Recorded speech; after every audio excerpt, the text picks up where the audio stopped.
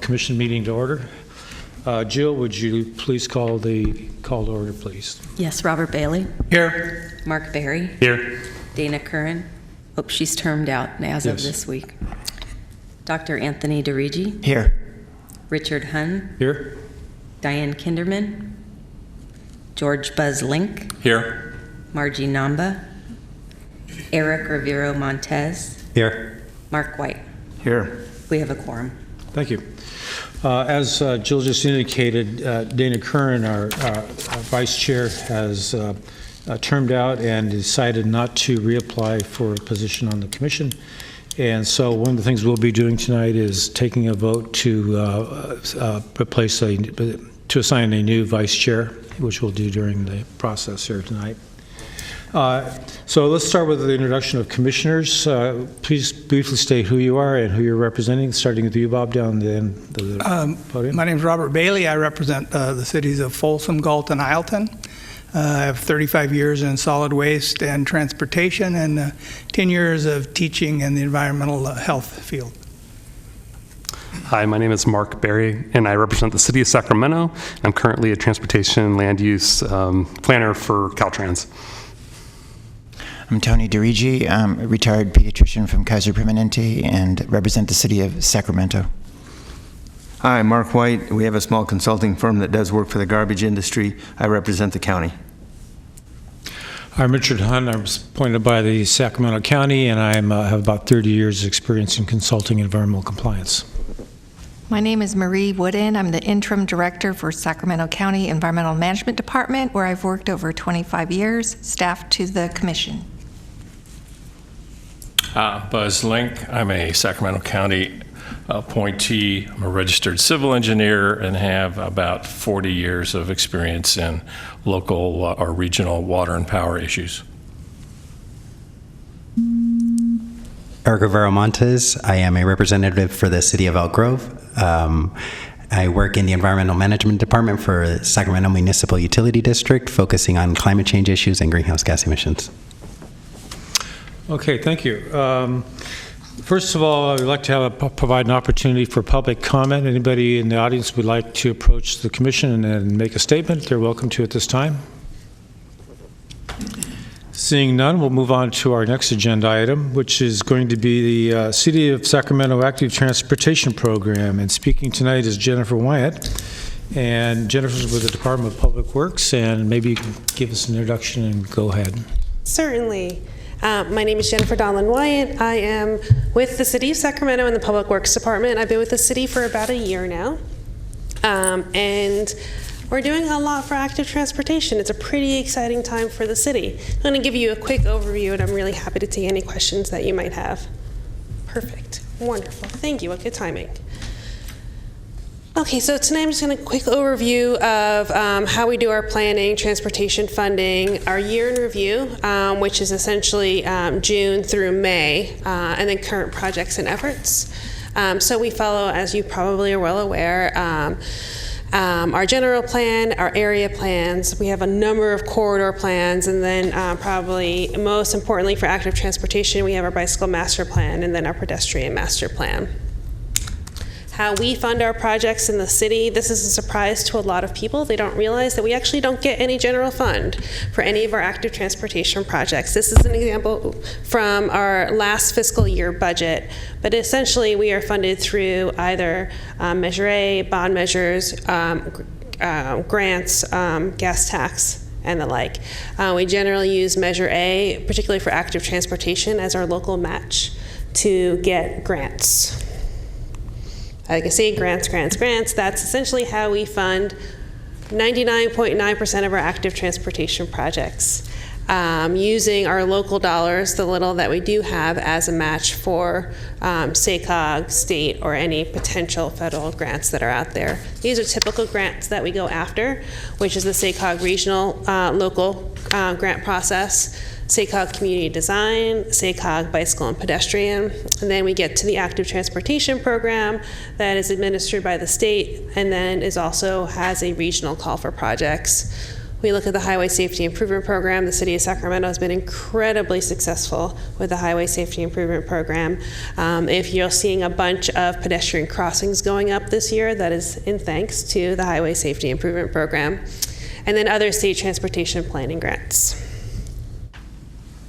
We have our pedestrian master plan that was done a little over 10 years ago that identified areas for focus, but not so much as specific improvements. I'm sure you're well aware that the City of Sacramento is a large and diverse city with some areas like downtown that are pretty well built out for a pedestrian environment, and that we have sidewalks, we have a number of marked crossings, but there are also plenty of parts of the City of Sacramento where we don't have sidewalks and we don't have crossings.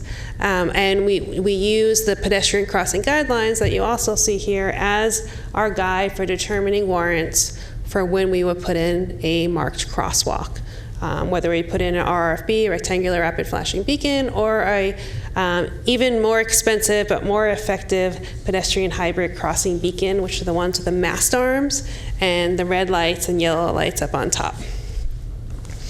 Last year when I came on board, I can't take credit for the bike plan because it was essentially done by the time I joined the city.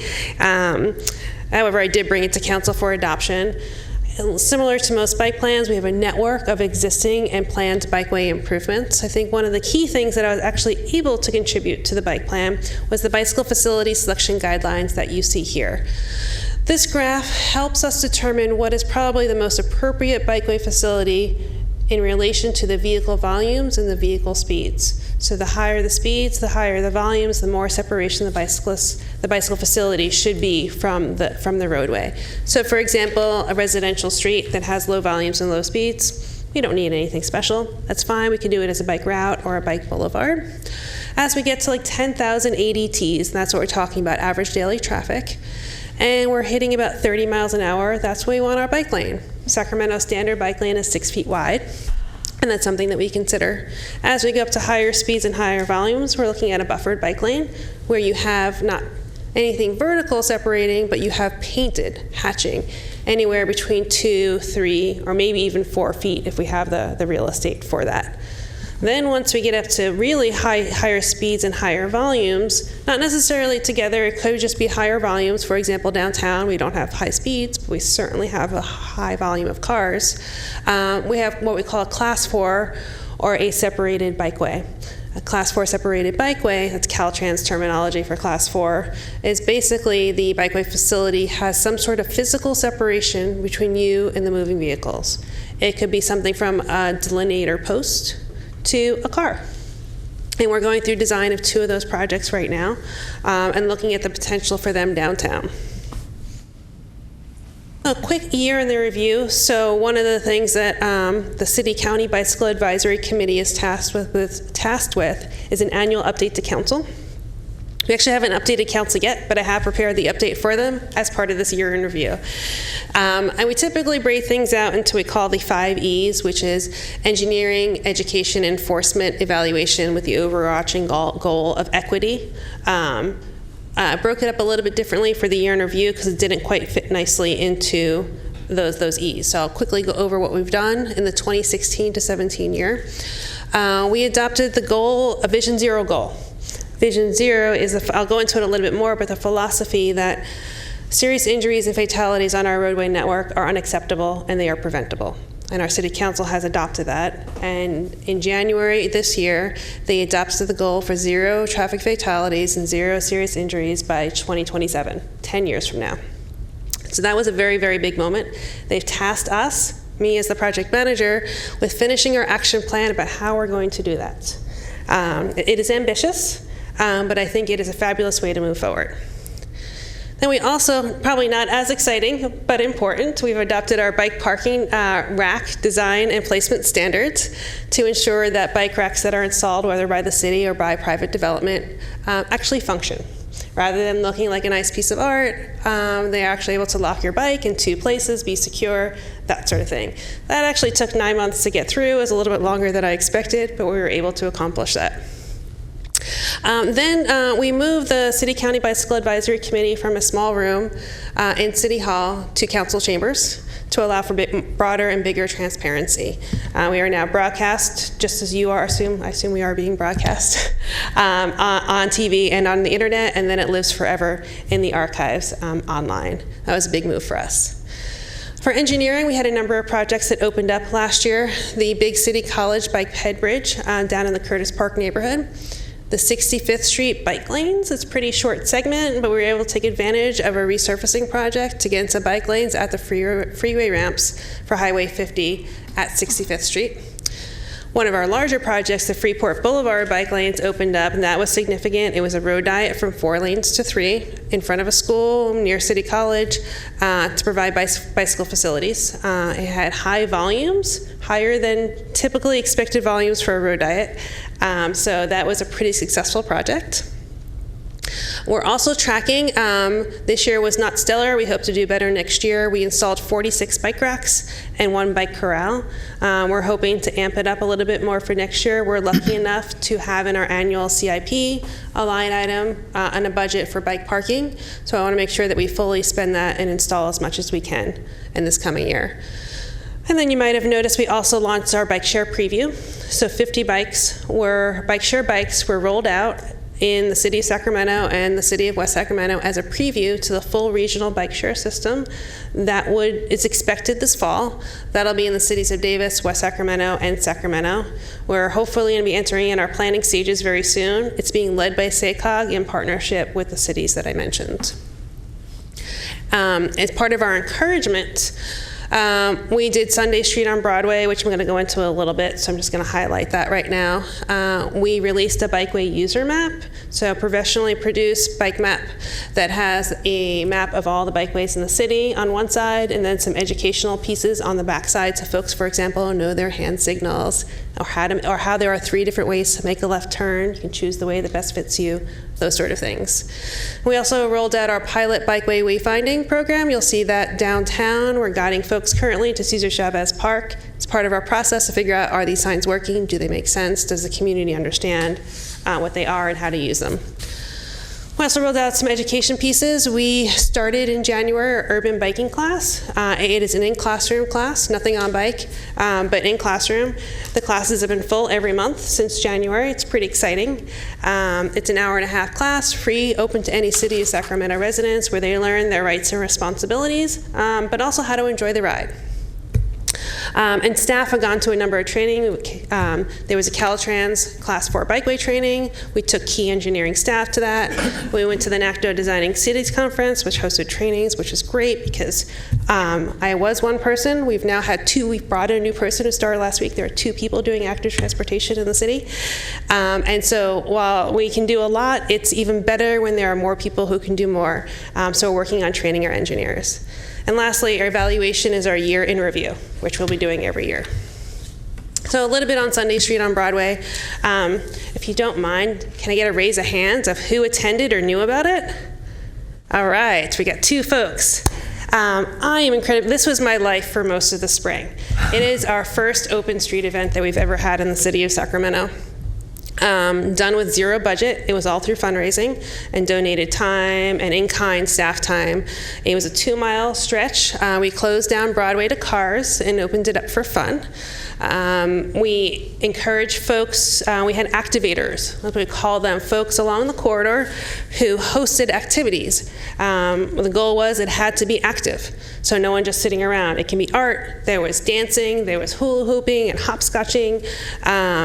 It was an incredible event. We had over 5,000 people attend with 0 budget for marketing or anything like that. So it worked out really, really well. Council's pretty happy with it. And we hope to have more of these in the future. And if you haven't gone to the website, sundaystreetsac.org, suggest you check it out. There's a great video of about 2-minute video of the event. Our current projects, we've got a lot of bicycle and pedestrian projects that are either in the conceptual design phase, actual design phase, or about to be entered into the construction phase.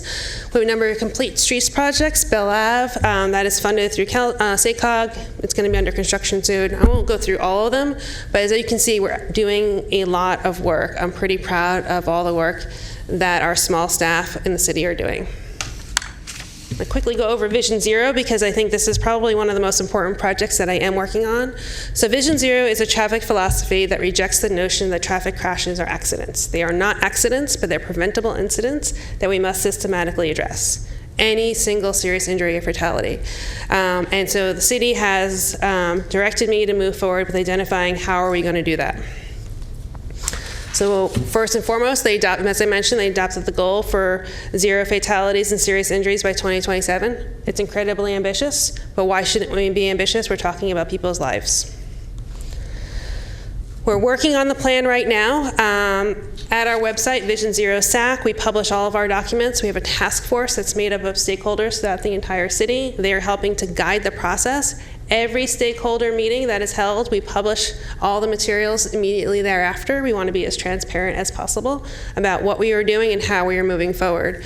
We've gotten to the point right before we'll have the actual plan. We've met with the task force 5 times.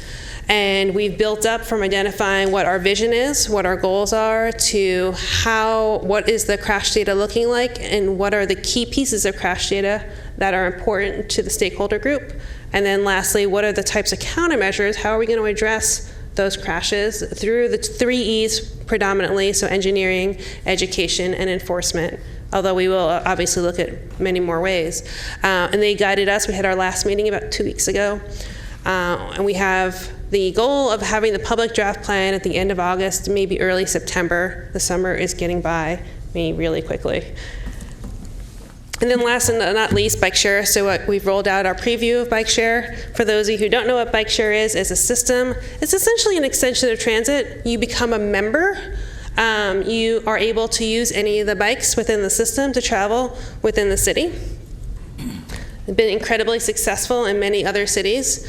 So we're in the preview system now. The goal is full rollout in the fall. The preview is downtown, Midtown, and West Sacramento. The full rollout will be those cities. We have not yet determined where any of the locations will be for the other stations that you do not yet see. We will go through a planning process. SACOG is hiring a planning firm, or is about to go into contract with a planning firm to help us with that process. And I'm happy to answer any questions. Thank you. Thank you, Jennifer. Thank you, Jennifer. Is there any questions from the commission? Mark, you want to start? Sure. Yes, thank you. I ride a bike almost exclusively on the bike trail, so I don't have to compete with cars. I think the city's vision of having 0 fatalities is wonderful. The people I see driving around most likely to have fatalities are the idiots riding at night against traffic with black clothing on and nary a reflector or a light anywhere near them. Honestly, I feel bad for the guy that runs into them, because these people are a disaster for you and they're a disaster for all of us, and I just praise you to high heavens for all your educational efforts with them. I was one of the people that raised my hand when you talked about the Sunday ride on Broadway. I did it as an acknowledgement that I'd heard about it. I think your outreach through TV was excellent. I wish we had gone, but for a couple reasons we were unable to. But the outreach was great, and I hope the turnout was justified by your efforts. Thank you. Any other comments? Tony? Yes, thank you for the presentation. Gosh, the city budget, then general fund, is minuscule. How does that compare with other cities of similar size? Do you know they fund bicycling or active transportation? I was actually asked by council last year to do an analysis on that. So we did an analysis based on, there's a benchmarking report that's put out every other year. And so the city of Sacramento actually spends a higher percentage of our transportation budget, which includes grants, on active transportation. However, our overall transportation budget is significantly less than cities of comparable size. So while we have more dollars, because the overall dollar amount is smaller, we're actually spending fewer dollars on active transportation. So the percentage is higher, but the dollar amount is less because we are starting with less. And that's part of the challenge. Many communities have large bond measures. For example, Seattle just passed a $900 million bond measure. We don't have that.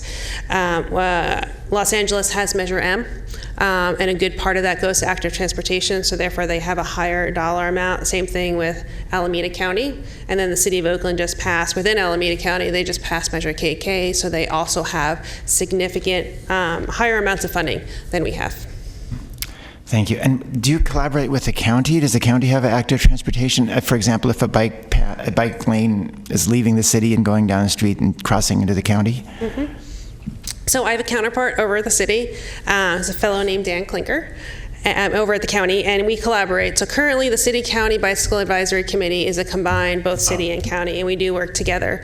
There's been expressed interest in actually dissolving the joint committee and each having their own, and that'll probably move forward, but that wouldn't stop the collaboration.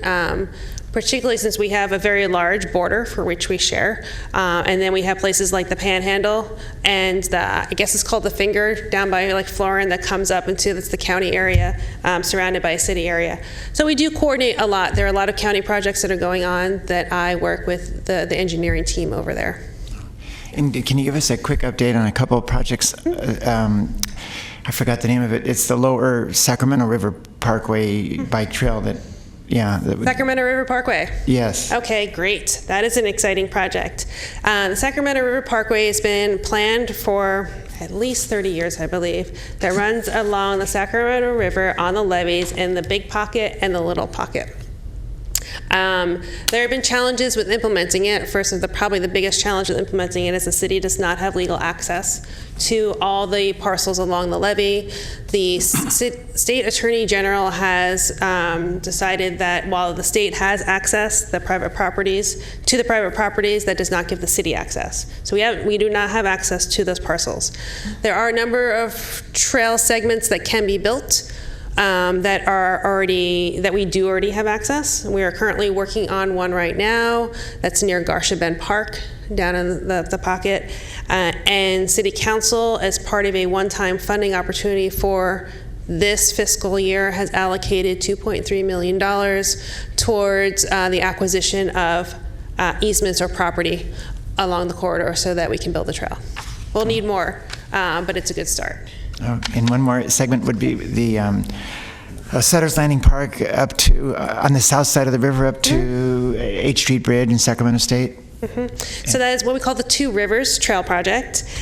We do not have full funding for that, but we are evaluating, we're in the design phase of that right now. There are a number of design challenges with it, including where it sits on the levee, but also how do we cross under the UP rail bridge, which I don't know if you've ever worked with UP. It takes some time to work through the process with them, but we are working through that process, and we continually apply for grant opportunities to get construction funding. Thank you. You're welcome. Bob, do you have a question? Yeah, I have a quick question. Mm-hmm. I know in Europe, in their school system, they require all the students to take a pedestrian class. They learn how to walk, and then they learn how to bike, and they have to pass this class to be able to get their driver's license later on. Have we ever thought about doing that kind of stuff here, or do we? Well, the requirement wouldn't be at the city level. That would be a state level requirement. The city has thought about it. It takes a lot of resources to actually get into the schools, and we have a very, very large area. It's something that's on my list of things to do. It's not easy to get into schools. I will tell you that before I joined the city, one of my major work that I did was called Safe Routes to School, and I worked in many, many communities throughout California. Probably there are two stellar examples. Y'all think to Davis obviously is a great example, although they don't actually have very much in classroom education. The city of Palo Alto has been doing it in classroom for 20 years, 2nd grade, 3rd grade, 4th grade, 5th grade, and I believe it's either 7th grade or 6th grade. For in-classroom education for their students for walking and biking, which has been incredibly successful.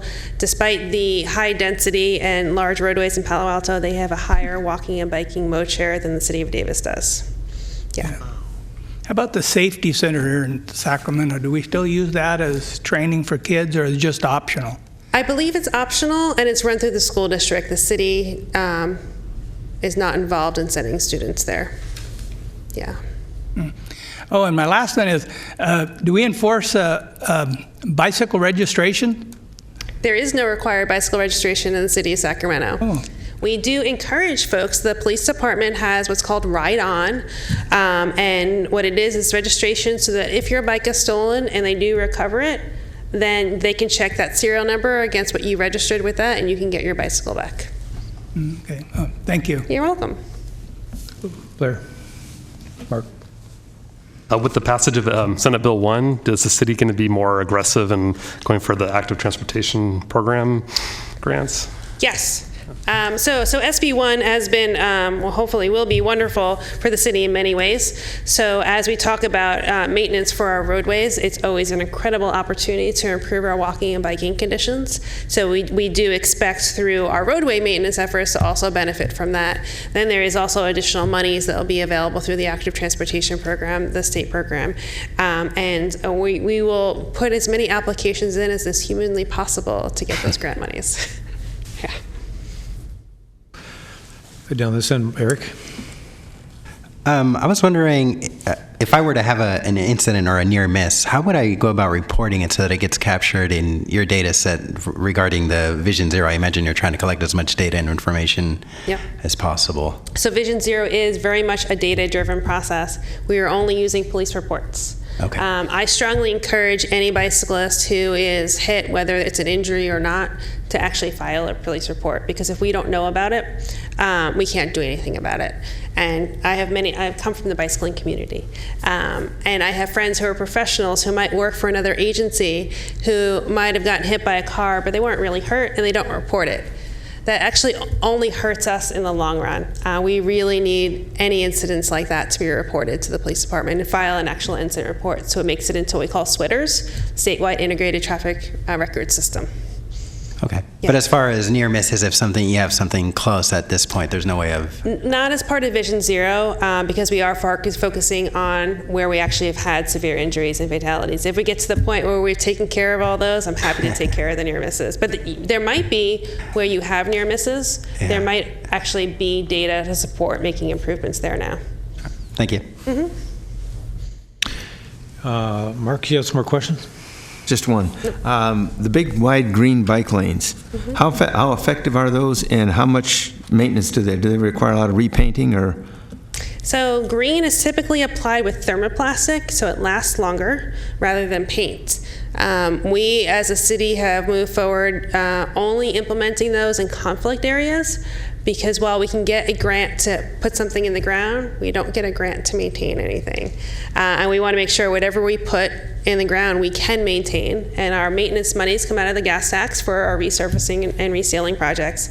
So we keep them to conflict areas, and by conflict areas I mean you have a bike lane and then also you have a right turn lane, and you want to convey that there's a negotiating space or crossing space. That is typically when we will put in the green. Or if it's an area that we know has high numbers of conflict, as demonstrated through our data, our collision data, and we want to call out the folks who are needing to pay closer attention.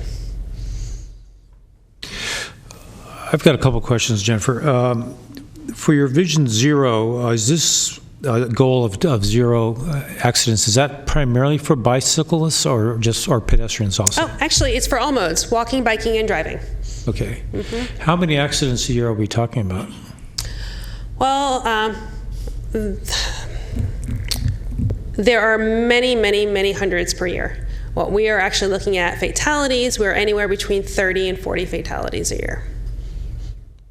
So you have a goal of 2027 to bring that down to zero? Zero. That seems like an awful long time, even though you say it's a pretty aggressive schedule. Do you envision a intermediate goal of something else in the next couple of years or 5 years or anything like that? Well, our task force has not asked for an intermediary goal, nor has our council, but we're going to move quickly as we can. The challenge is through doing physical improvements just take time. So once we finish our Vision Zero action plan, we'll identify what corridors need focusing. The next step is to do a corridor study and identify what improvements can happen. That takes a couple of years.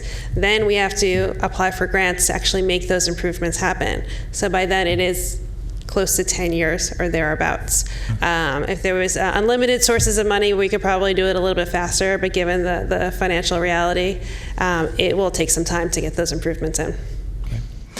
I understand that, in urban development for certain commercial uses and maybe multi-use residential, they have parking requirements for automobiles where based on the square footage of the building itself. Is there any similar standard for bicycle parking spaces that would go along with future development? Yes, we have that. That's in our city code. Anytime a new development comes in or a significant remodel, we do require that they have bicycle parking, both short-term, so that would be if somebody were visiting for 2 hours or less, like you're going shopping, to long-term. You think about residential, you're building multifamily residential, we do a requirement for bicycle parking, or for employees in an office development, so that they have a secured and covered place to put their bicycles, whether it's a bike room or a bike locker.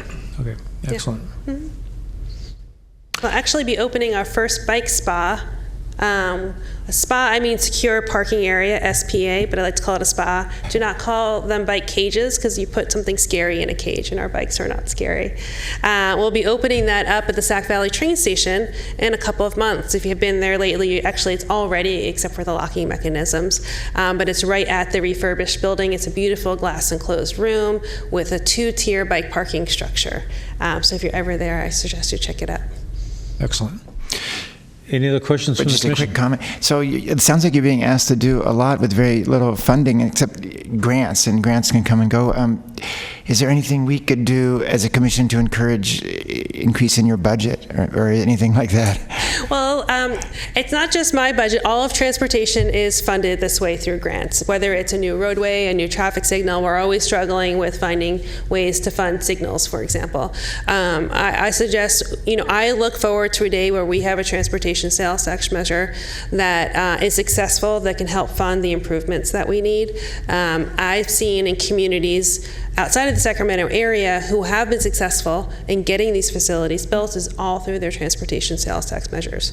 Whether it's Measure BB in Alameda County, Measure K in San Francisco, I think it's A in like we used to have in Marin, M in Los Angeles. That's how they get the monies to build their active transportation facilities.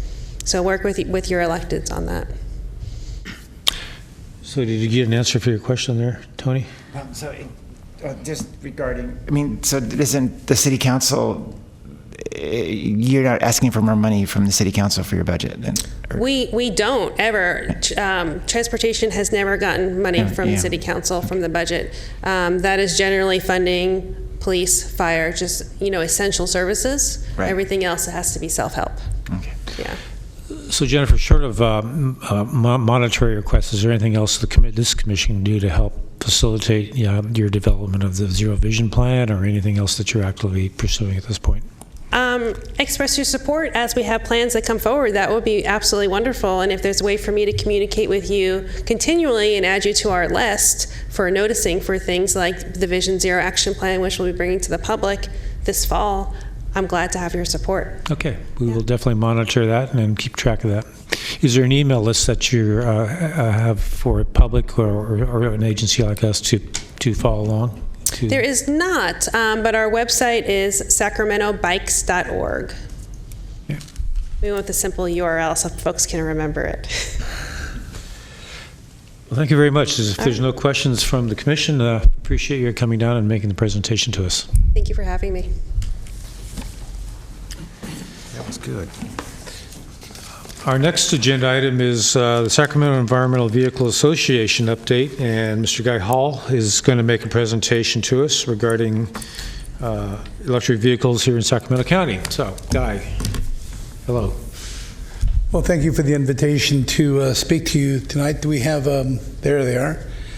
Great. I appreciate the opportunity to talk with you. I think I was here a couple years ago when Sacramento Electric Vehicles received an award as an environmental grassroots organization. I believe At that time, do I remember correctly, Commissioner White, did you have an electric car back then, or? I certainly did. I have a wife now, but no electric car. I'm sorry, say again? I said I have a wife still, but no electric car.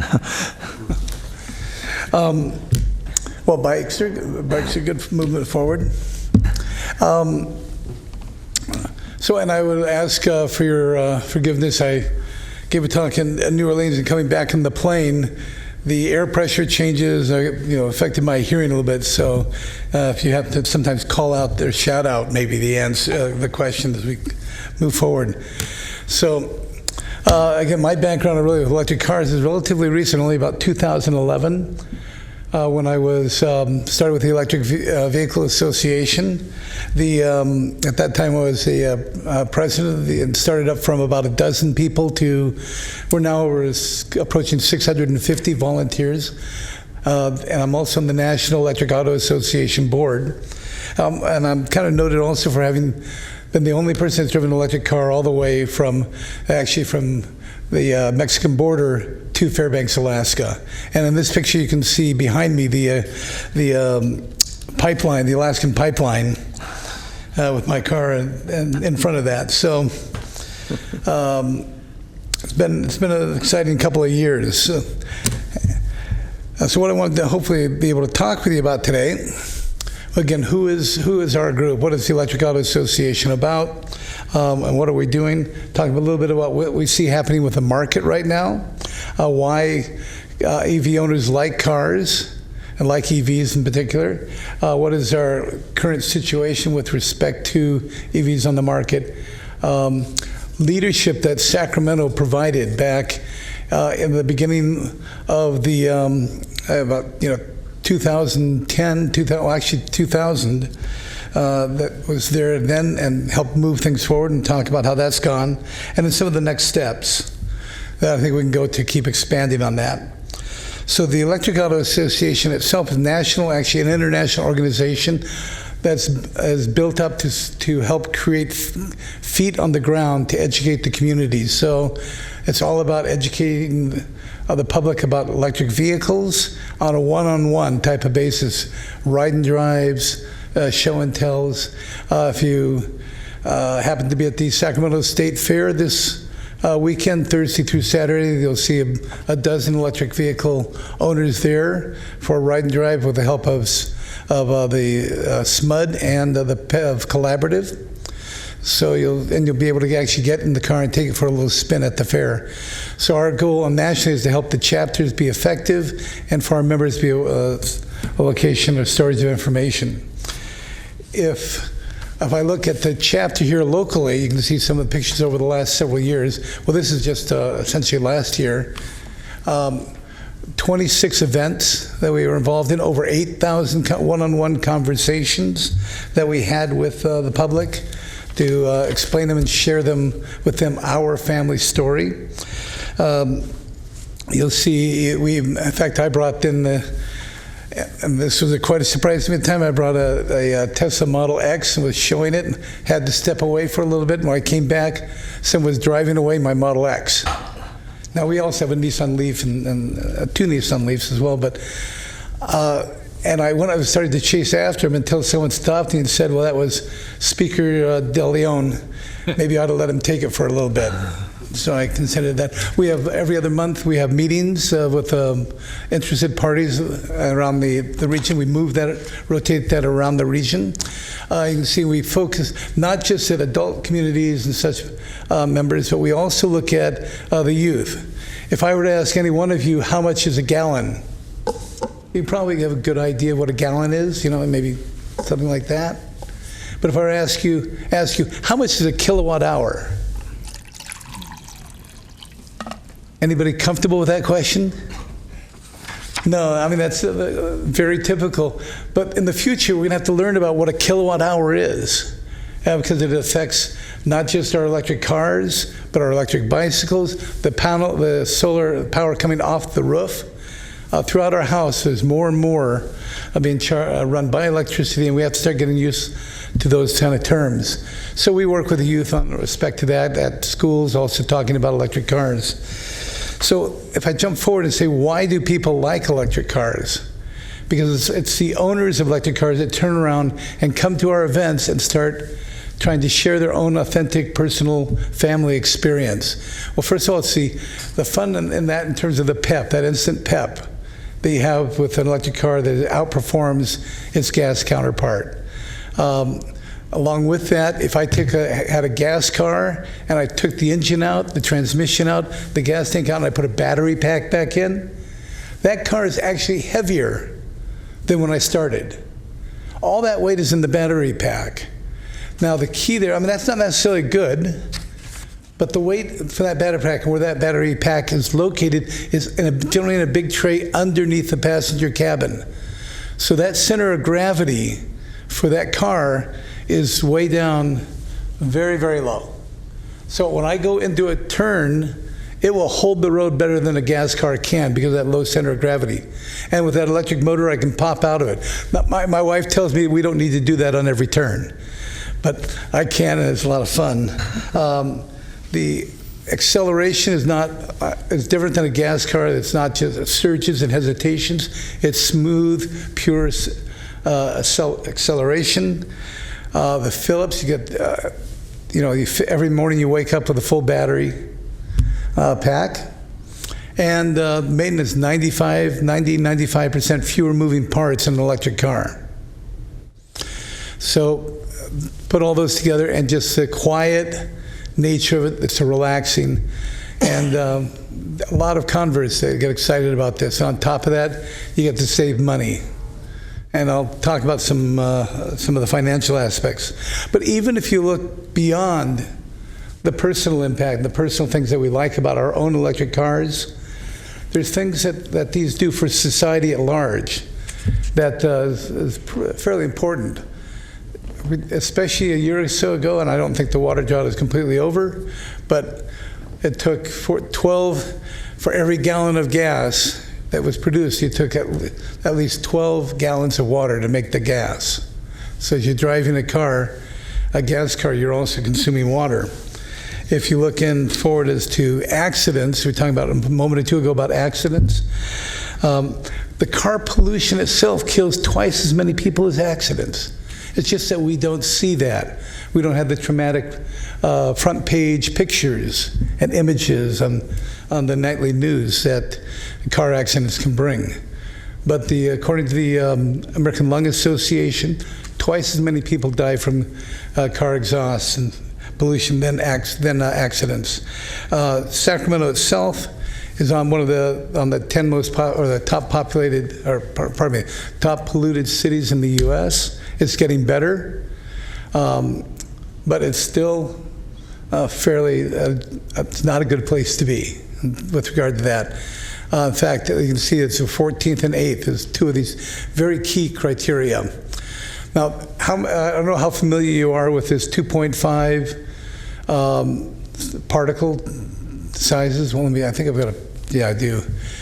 If you look at this beach sand and a human hair size, you see particles that we worry about getting in the air and into our lungs. And there are larger particles and there's smaller ones. The PM 2.5s are the particularly nasty things because they not only can get into our lungs, but from the lungs they can get into our blood. Now, a recent study talked about potentially 30% of dementia in senior women may be directly tied to this 2.5 or PM 2.5. Now, it's not that that just women are sensitive to this. The study was revolving around women. So, as guys, don't think you are safe from this. I have the fortune on our board that we have a medical researcher. And so I take these studies to him, asking him, is this real? Can you look into it and see if this is just a kind of a one-off or such? And he's come back with this study saying it looks very, very solid, but it's still in peer review. Another one that just came out, very similar, has to do with cardio health. And again, the small particles get into, what happens is that they get into the blood, they get into the brain or the heart, and actually cause inflammation. And it's that inflammation then around that that then causes dementia, heart disease, and such. So it's a fairly major impact.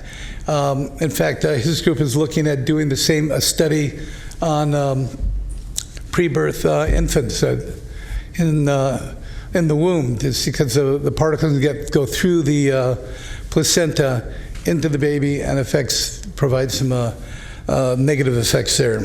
So this comes out not just from diesel cars, but even gas cars with fuel injection. And it comes out from brake pads, again, that also the the electric cars use far less of their brakes than the gas cars. And that's not because they're willing to hit people. It's because they convert that momentum and that speed back into electricity without using the brake linings. But it's more than just the health impacts. We've got let's look at the economic impacts of what the cars do in our society. Every gas station you typically go by generates about $4 million in revenue per year on fuel sales. That money pretty much leaves about half of it leaves the country, but all of it does leave the local community. As you switch to electric, a big chunk of that money stays in the consumer pocket, and the chunk that does get spent goes for local jobs, power generation, transmission, and so forth. So if you want to think about local economy and jobs, let's prevent that $4 million a year from moving out of our community from each gas station. So moving to what's happening, where are we now, what's happening as we go forward. We're at the cusp of a new rollout of a new set of electric cars that will have 200-mile range and be affordable. You probably have heard a lot in the newspaper about the Model 3 from Tesla. They're going to start shipping their first ones this month. The Bolt Electric from General Motors also has been out since late last year. 230-mile range. Great car, all electric. Others are coming out with them, including Nissan, Hyundai, and several others. So they're coming out with these 200-mile range cars this year and next. And they'll be matched with, let's see, before I get to the others, there are plug-in hybrids as well as the battery electric vehicles. The plug-in hybrids, like this Volt here, can go 50 miles before it kicks in a gas motor. You keep on going all the way to LA. This gentleman here you may recognize. When I read the article about his Volt, he had it for 10 months, 11,000 miles, and he was still on his first tank of gas. And by the way, it only has a 9-gallon tank.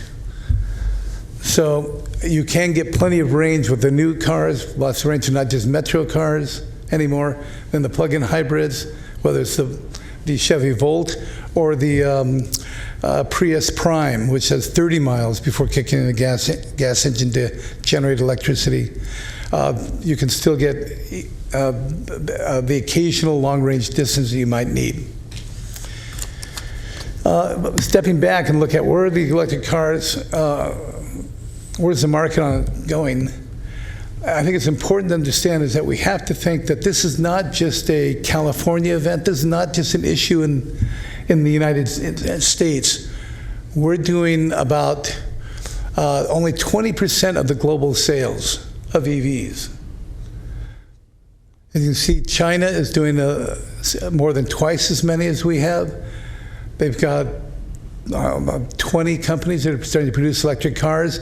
They're actually now requiring that starting next year, the auto manufacturers, if they're selling electric cars, have to sell, 8% of their cars have to be electric next year, 10% the year after that, 12% the year after that.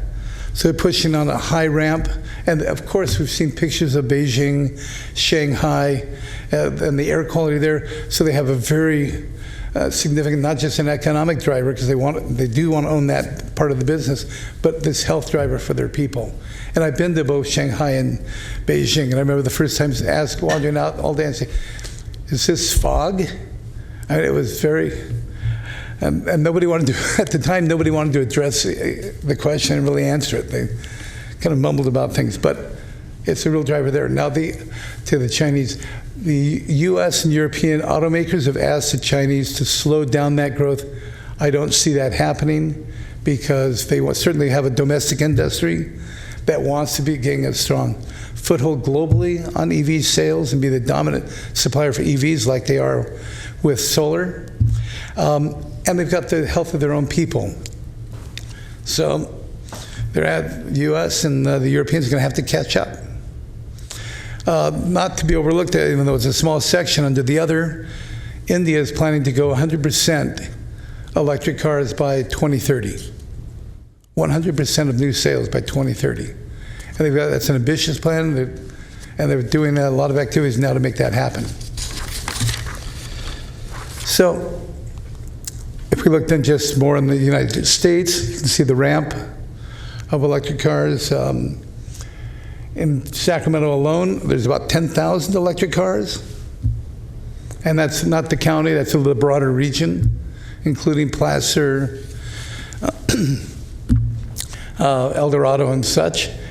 If you think of how are we doing with respect to the other parts of the state new car sales in California, about 3.5% are EVs. And that's certainly rising. But in Sacramento, we're only doing about 2.5.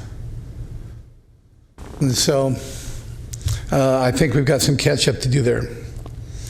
Now, looking at it from a perspective of global warming, greenhouse gases, and try to avoid that sixth extinction event that people are starting to talk about.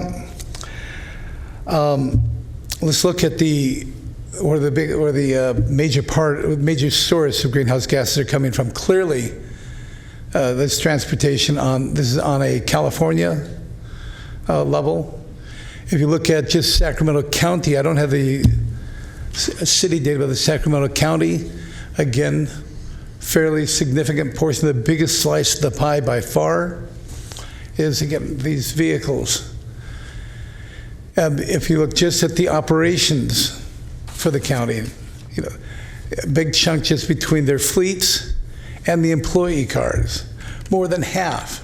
So these are areas that we need really to target and try to encourage them to shift to electric transportation. Now, stepping back again for a moment, here's a picture of Mark Geller, who's on the National Electric Auto Association board and also a founder of Plug in America.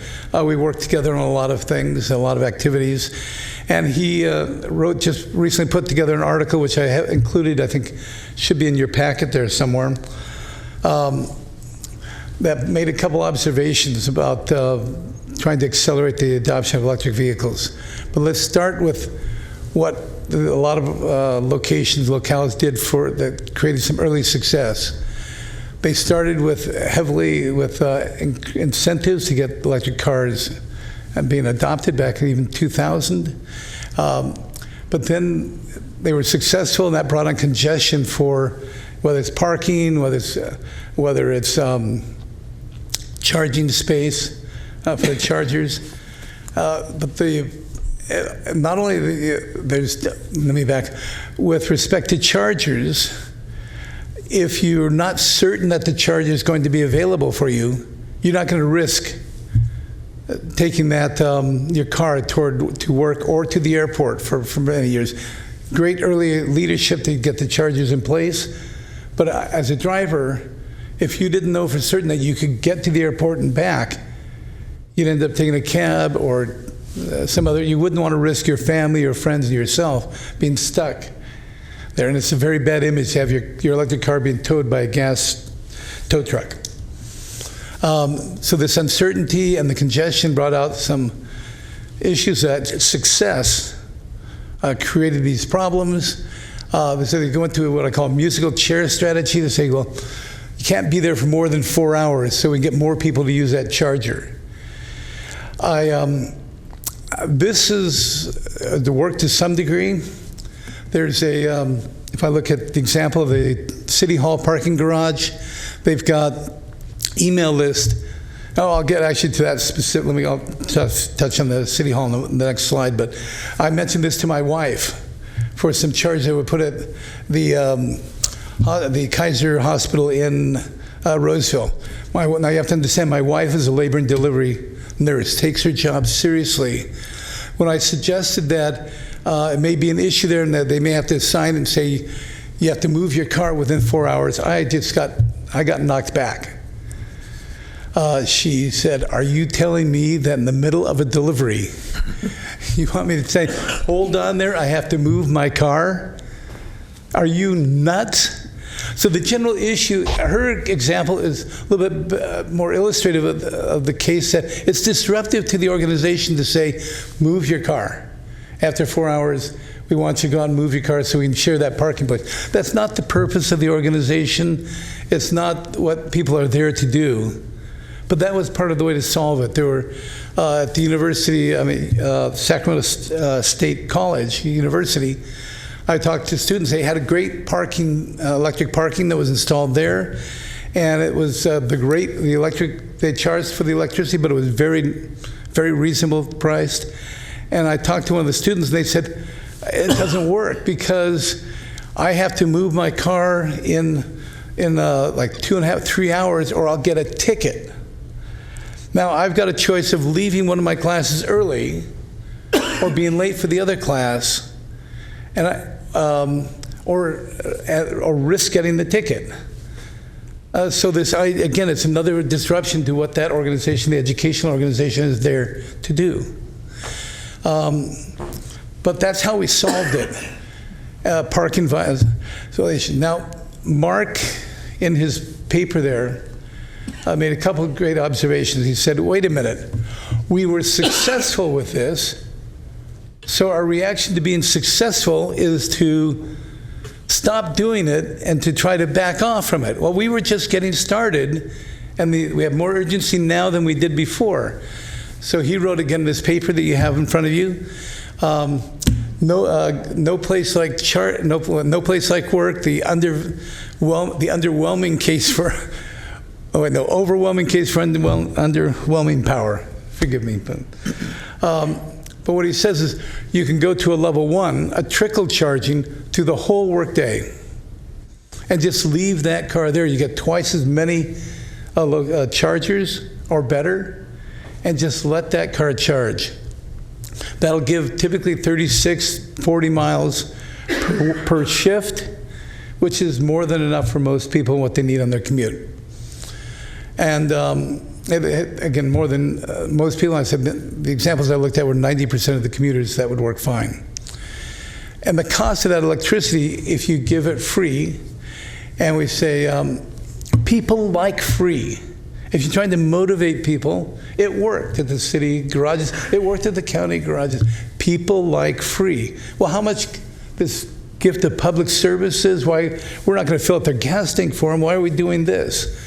We want them to get them out of the gas cars into electric, and this is the equivalent of a price of a cup of coffee. And we're trying to do all different types of workarounds to try to mitigate that success, if you will. So, the level 1s can be anywhere from just an outlet to an electric car charger that's running off of 110.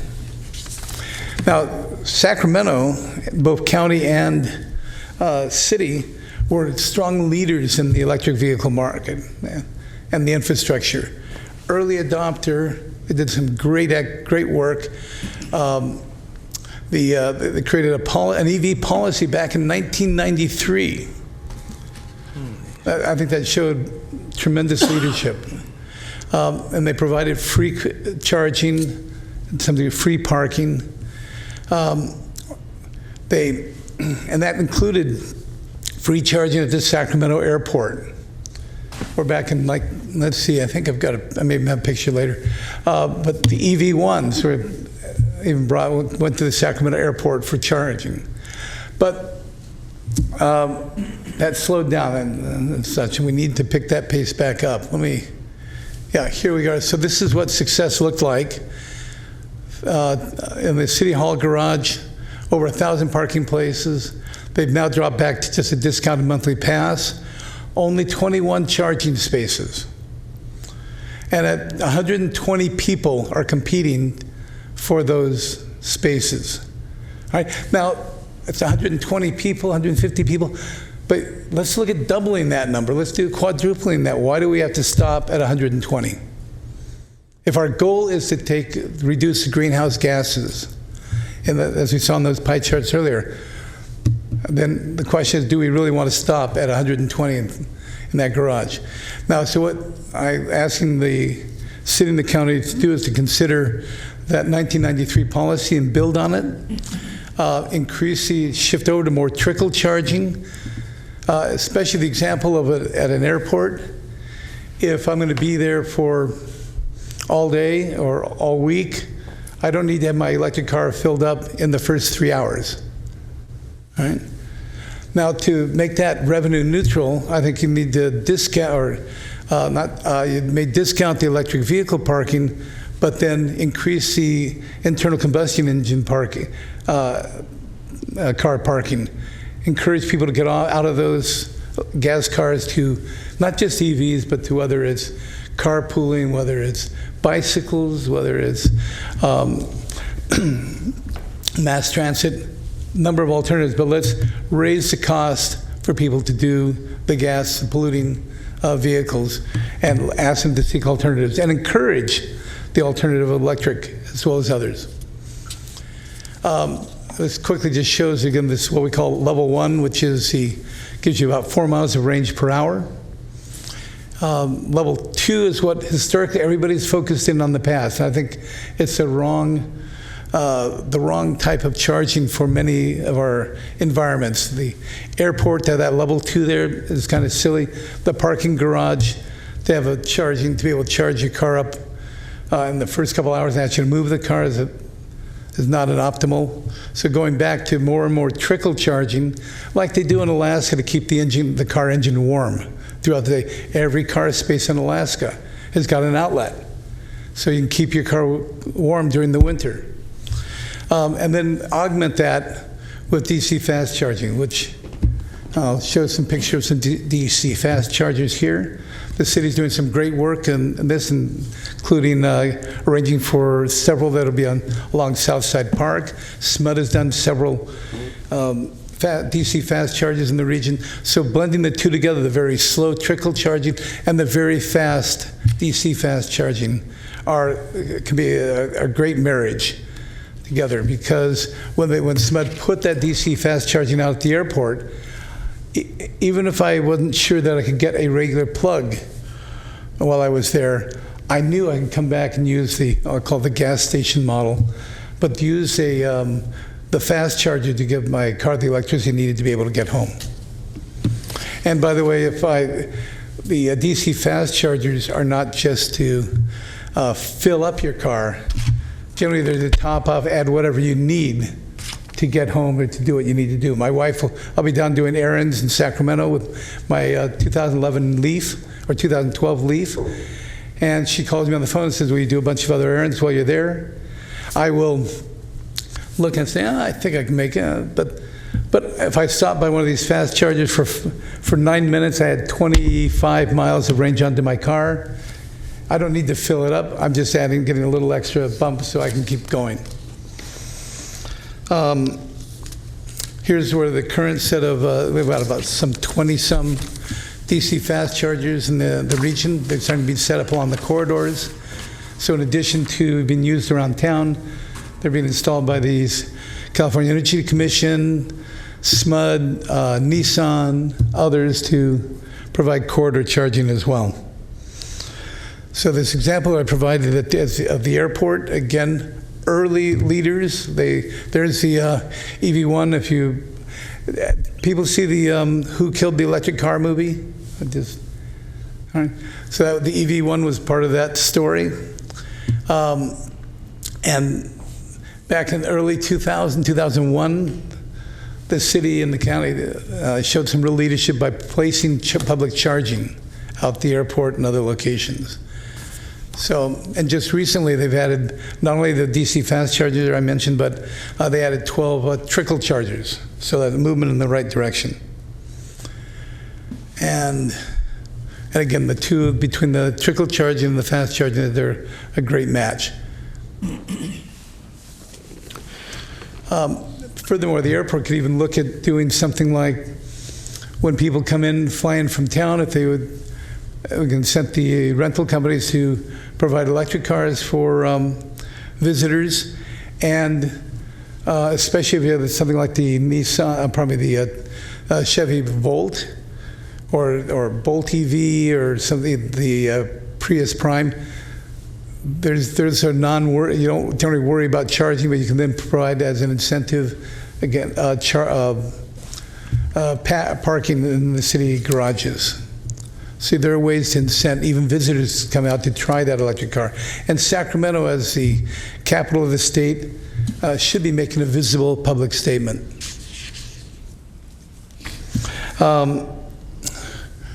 The used market, especially for those, I used to say that, or some people have said this is for economically disadvantaged communities. I think the used market is for a large number of Americans and Californians. We bought used cars until we started with some electrics. But used car, people, even if you gave them an incentive, don't necessarily go out and buy a new car. Then we will buy used cars. The used market, the market for used cars is very confusing. You can't take the car to a mechanic to ask him to look over it. The incentives for the new cars that affect the used car price vary wildly, and we'll look at something here in a moment, another slide. But the range can vary. The expected life of that car, as a buyer of a used car, I'm pretty comfortable with what I can expect if I got a Ford Taurus, how many miles I can expect on that car. But that's still uncomfortable and not clear to a lot of buyers of electric cars, used electric cars. So this, if you would please go to the handout of this slide instead of looking at the one that I'm projecting now. I have to ask your forgiveness. This is done at 3 in the morning, Friday night, and trying to get this package put together, or Thursday night, I guess.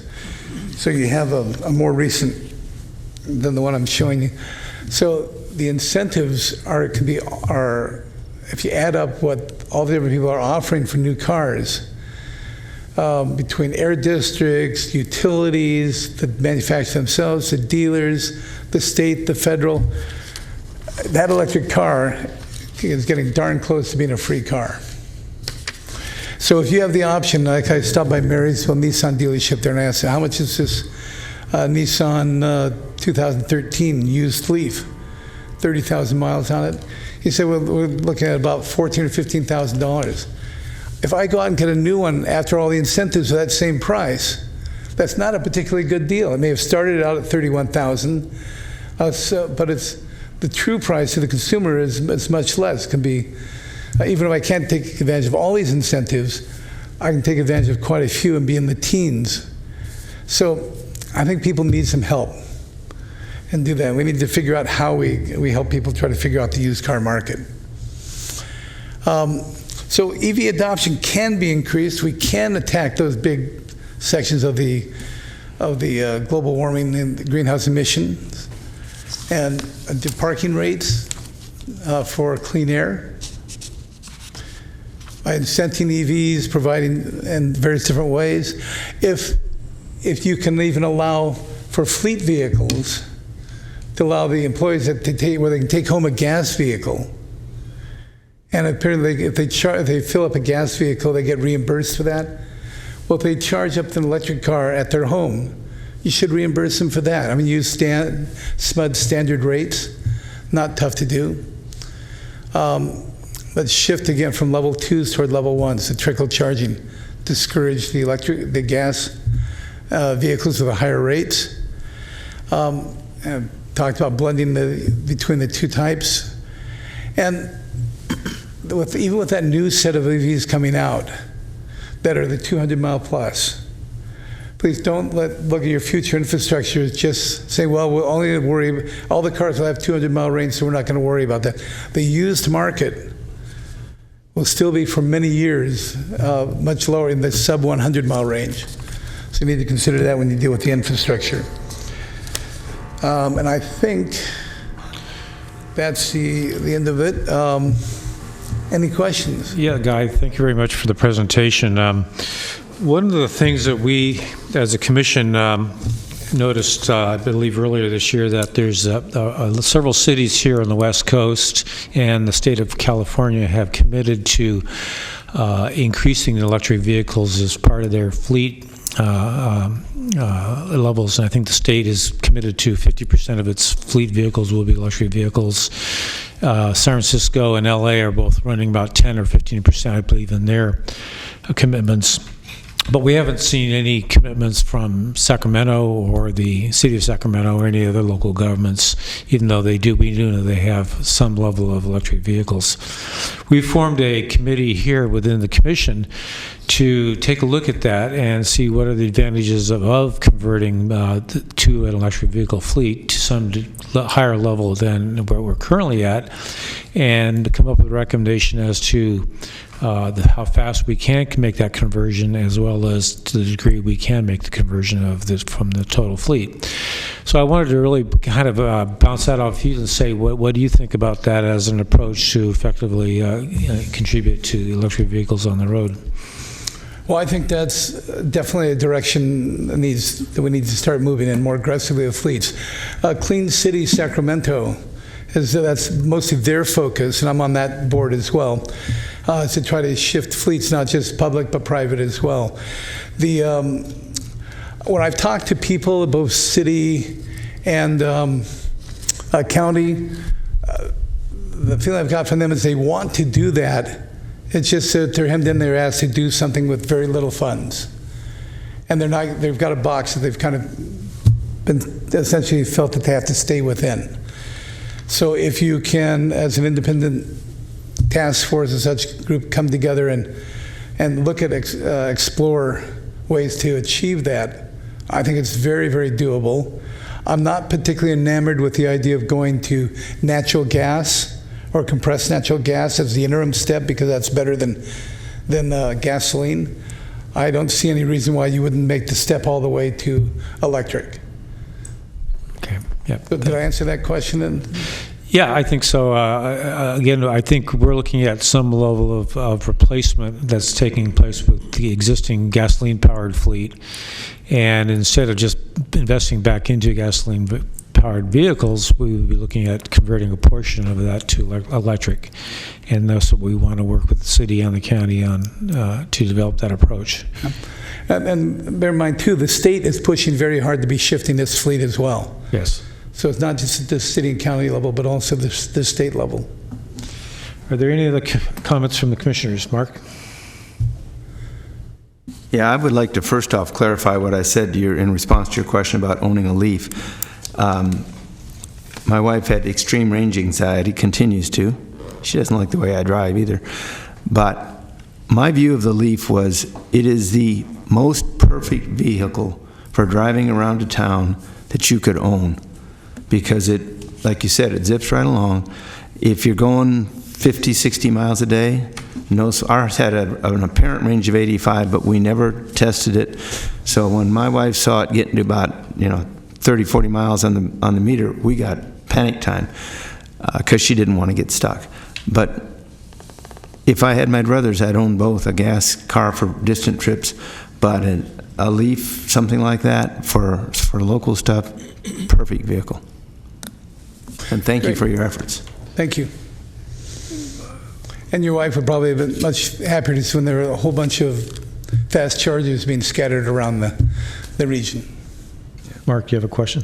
Yeah, great information. Quick question. Is there a resource online where you can type in your address or your zip code to see what kind of incentives you qualify for? The state has a site that I think it goes by zip code. And we'll point out about incentives at different locations, like Stockton zip codes get $3,000 for the air district. El Dorado has $1,000. All the utilities feed into that. So I will follow up and send that linkage to the council, the commission, if you'd like. Great, thank you. Any other questions from the commission? Buzz? Yeah. Yeah, one, I guess, technical question, and that is, how long, just showing my ignorance because I don't own an EV, can a car sit without being plugged in?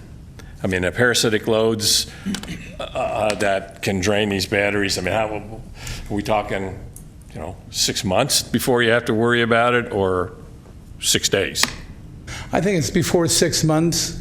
You can certainly leave it on a trickle charger, 110 that comes with the car.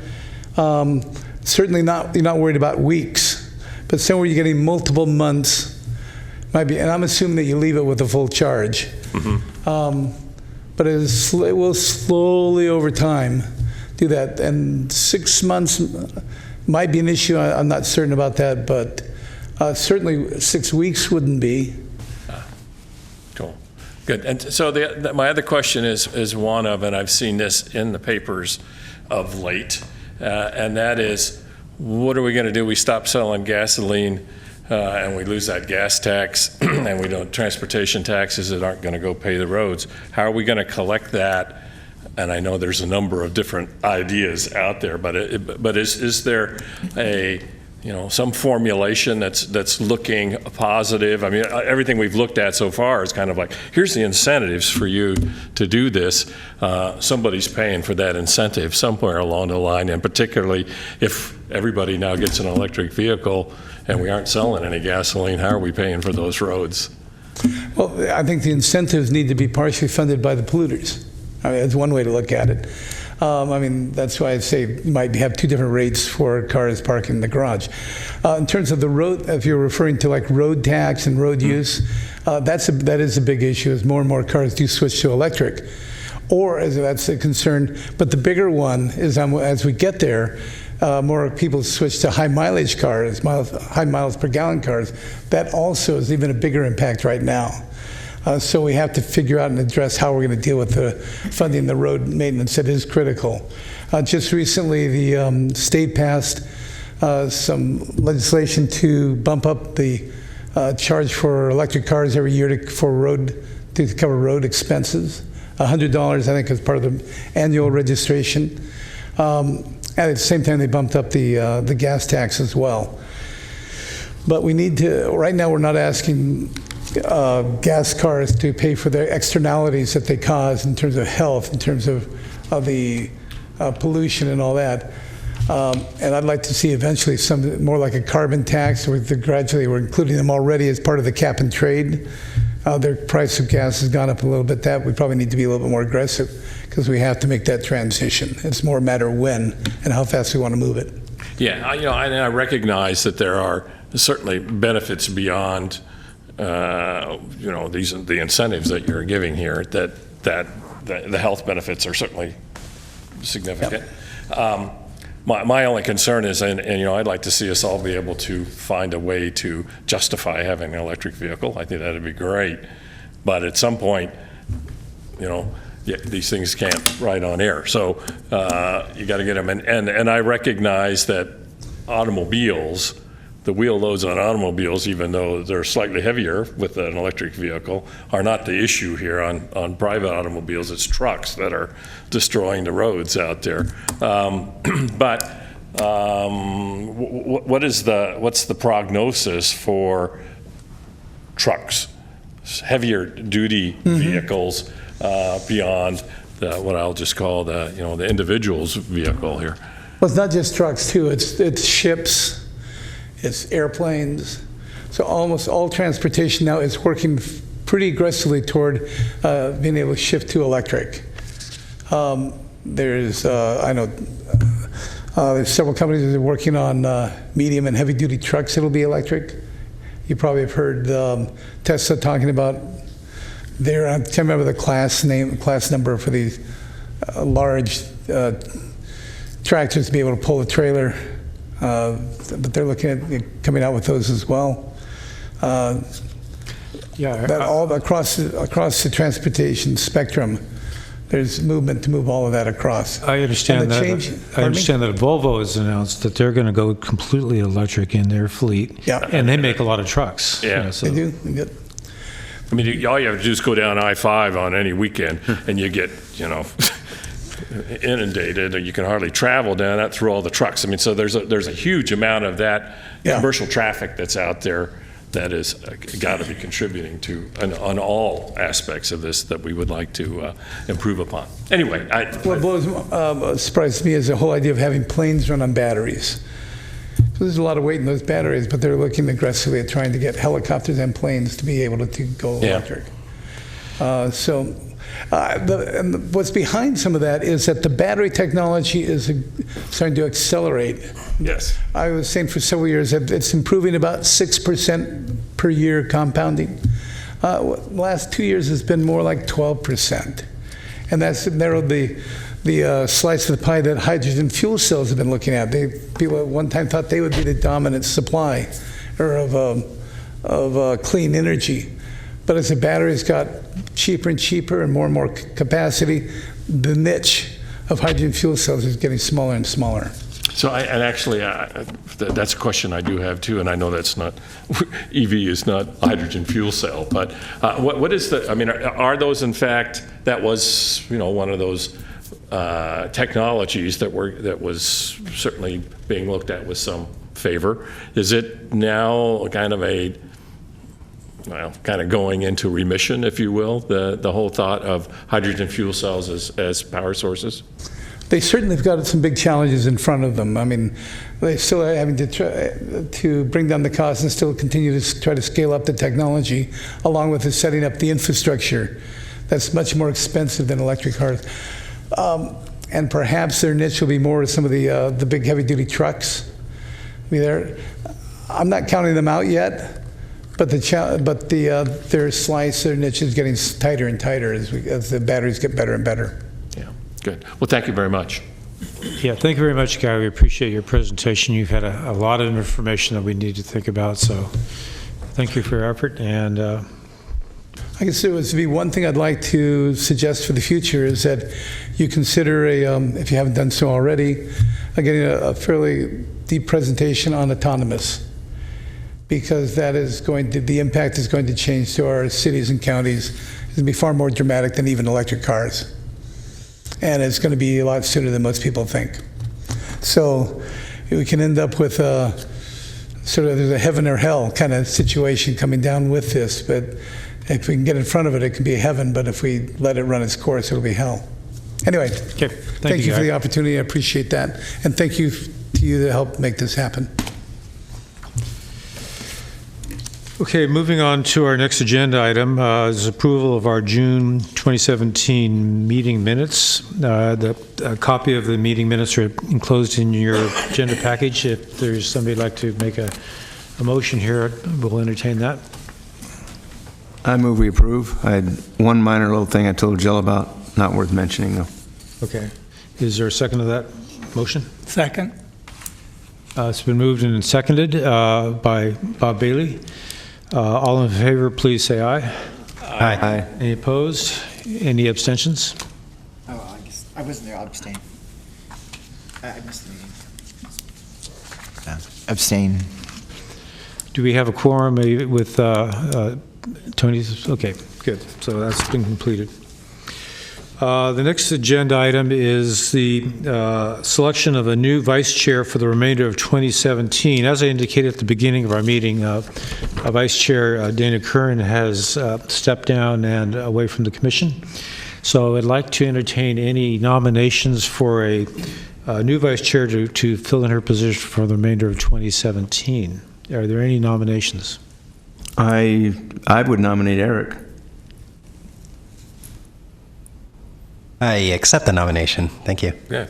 Is there a second to that nomination? Second. I'll second it. Okay, Tony has seconded the nomination, and Eric has accepted. Is there any other nominations for the position of vice chair? Hearing none, I'd like to close the nominations and call for a vote. All in favor of voting for Eric as vice chair, please say aye. Aye. Aye. Any opposed? Hearing none, the vote is passed. And thank you, Eric, for stepping up here to be vice chair. Thank you very much. Our next item is a review of meeting action items. Jill, you've agreed to kind of run through that. Appreciate it. Action item number 1 from the June meeting, was for the secretary to contact fleet managers at the city of Elk Grove and the county of Sacramento regarding a meeting with commissioners, which is Chair Hun right now, to discuss the use of EVs in fleets. I did contact Keith Leach. Chair Hun has a meeting with him scheduled on Wednesday. Eric, I'm not sure if you were able to attend that, but... Is that for this upcoming? This yes, Wednesday. I was planning to attend. Okay, great. And then Doug Scott is fleet manager in the city of Elk Grove. That meeting is still being worked on?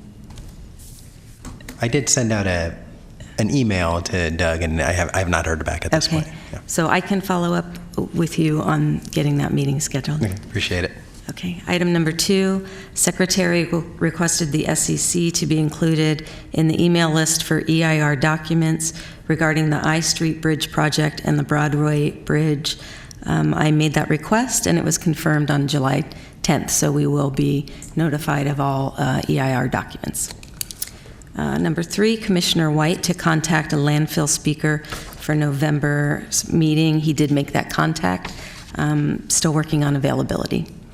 And then Commissioner Berry to draft paragraphs about the Arch Nexus building tour. Yeah, this is for the annual report. Yes. Yeah, I'm still working on it. Thank you for sending the information. Great. By the way, with regards to that, I don't know if anybody looked at the PDF file that, or the PowerPoint presentation, I don't remember which one it was now, that EMD put together, but I thought that was quite informative. I thought it was well done, and I, for one, appreciate that was put together. Thank you.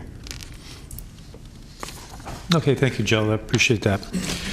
Item number 10 is reports from our permanent committees. The first one is the Environmental Awards Committee, and Dana was overseeing the chairmanship of the awards committee. Now that she's gone, we need to select a new person who will step up to or volunteer to oversee the activities of that committee. Are there any of the existing committee members who would like to step up to take on the lead of this committee? I'm not on the committee, but I would like to join and become part of it if I could. Okay, that sounds very good. So you'll definitely be a part of the committee, and do you have time to take on the lead role of that? Yeah, I would like to. I would go ahead and accept that. Eric's volunteered to take over that role. Thank you very much, Eric. Is there any reports from the webpage committee? Yes. We just looked over the webpage, and we're still waiting for the links that were approved at the last meeting to be included, and Jill is going to follow up on that. Okay.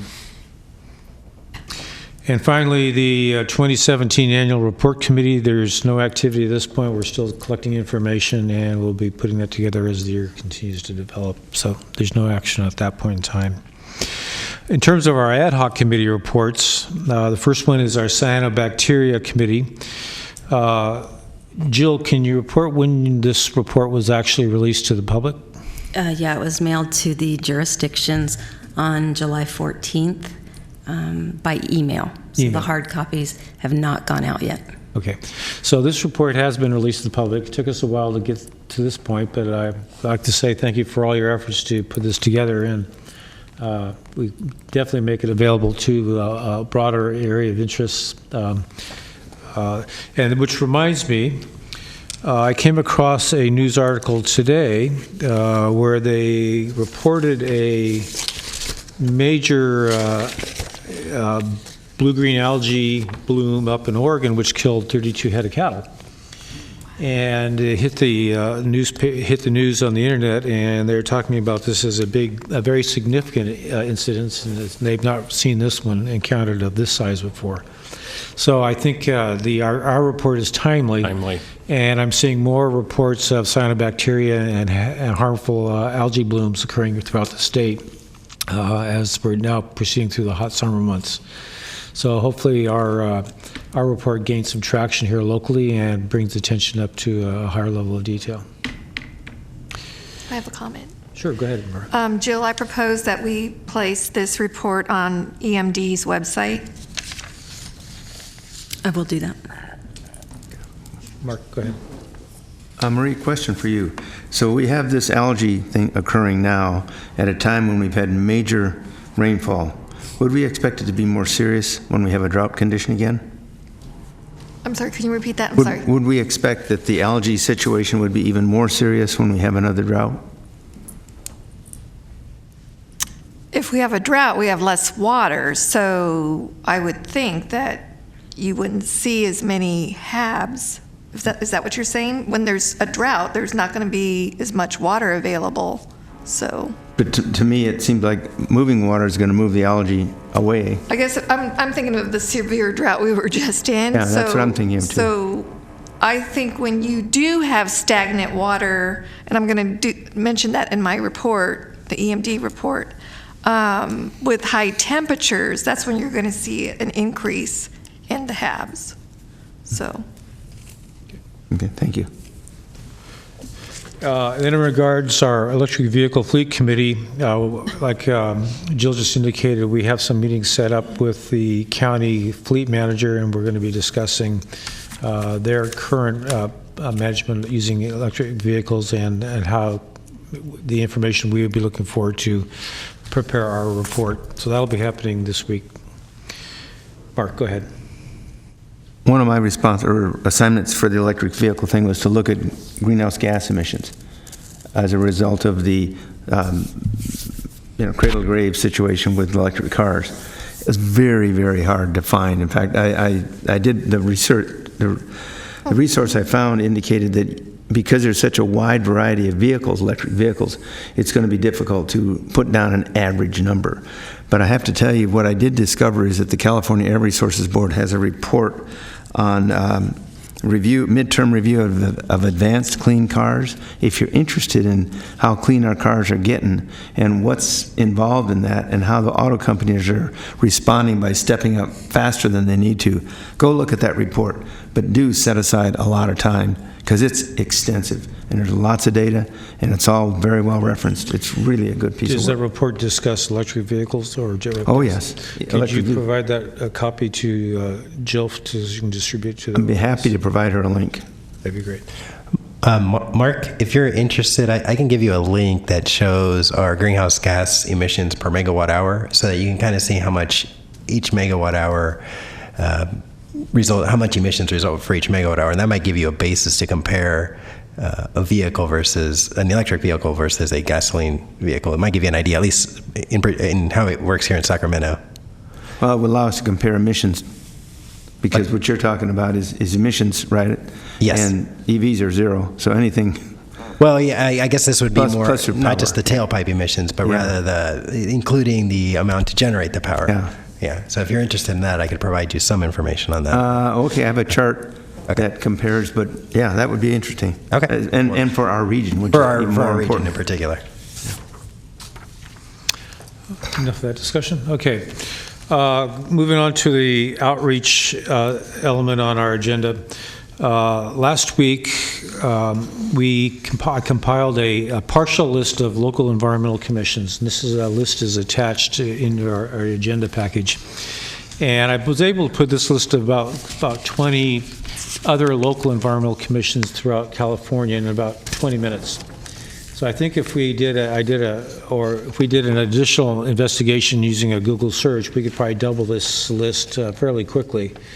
And what we're finding is that there are quite a few other environmental commissions out there.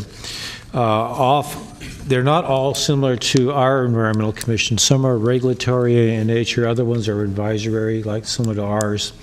Most of them are representing single cities, and one of them is from the county of Santa Cruz, so it's the only other county environmental commission that I was able to locate to date. So what I would like to do is propose, if it's in the interest of the commission, is to develop an outreach plan to see if any of these other commissions are interested in sharing information with us and to some degree collaborating in terms of information that we've developed or studies that we've conducted, and maybe create a forum where we can exchange information out there.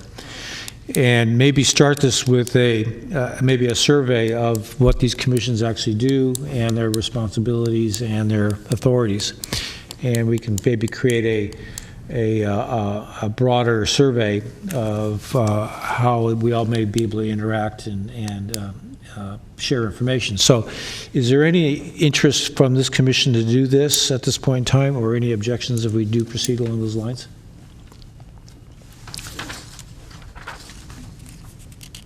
And personally, I think it's a good idea.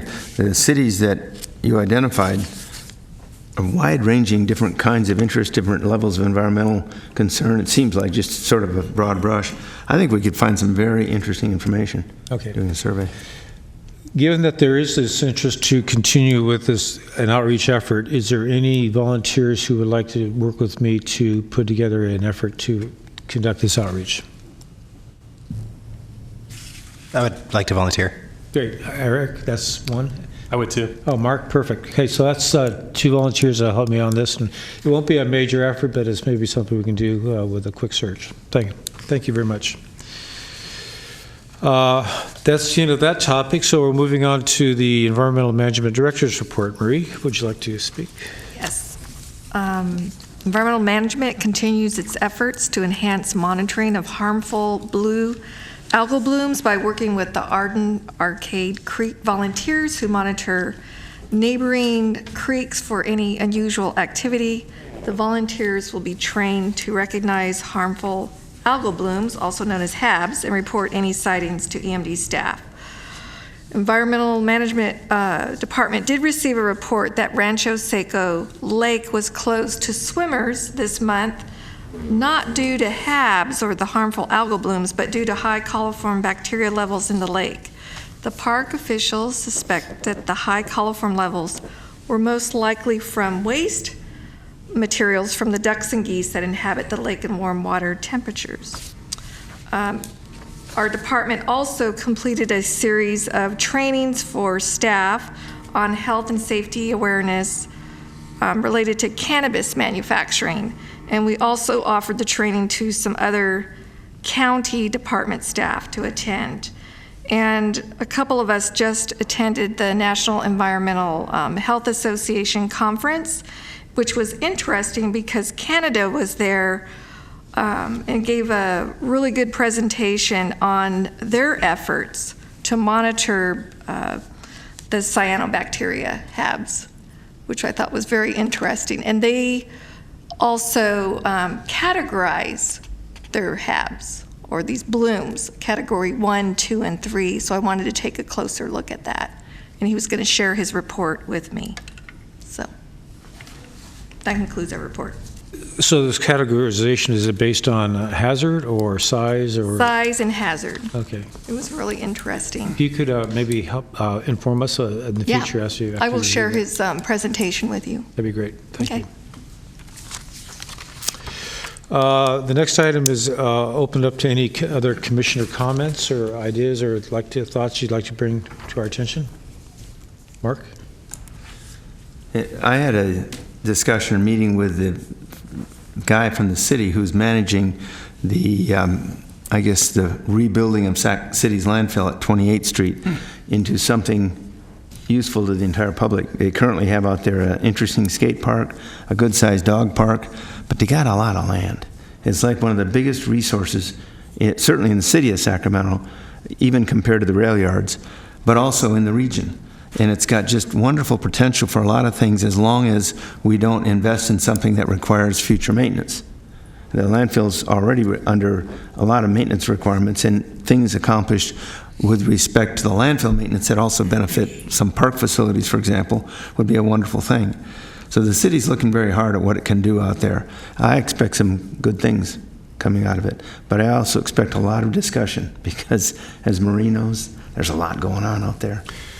Is this conversion going to be taking place over a long period of time, or is it something that's going to be happening in the near future? It's already been a long period of time. It will be a long period of time. Yeah. Yes, it will. Well, on a related note, I've been following the Lower American River Conservancy program, and seeing that land is adjacent to the American River, it might fall into funding. But unfortunately, it's AB 18, which guarantees at least $5 million to the Lower American River, is still, it passed the Assembly, but it's in the Senate. and it's working its way through. So we're still waiting to see if we're going to get funding for the Conservancy. Any other comments, Buzz? Just a comment. Maybe everyone saw it, but the NEPA compliance, that is the National Environmental Protection Act compliance for the Delta Fix, the two biological opinions, one from the National Marine Fisheries Service, the other one from the U.S. Fish and Wildlife Service, are out showing no jeopardy opinion for the tunnels. So it's just kind of the next hurdle that's gone through now and gotten past. There's still much more to go before permits are issued for actual diversion and so forth. But the biological opinions are out now for the EIR-EIS, which was finalized back in December, I believe. So still more to go, but that's a kind of a major hurdle that's been passed now with respect to the tunnels.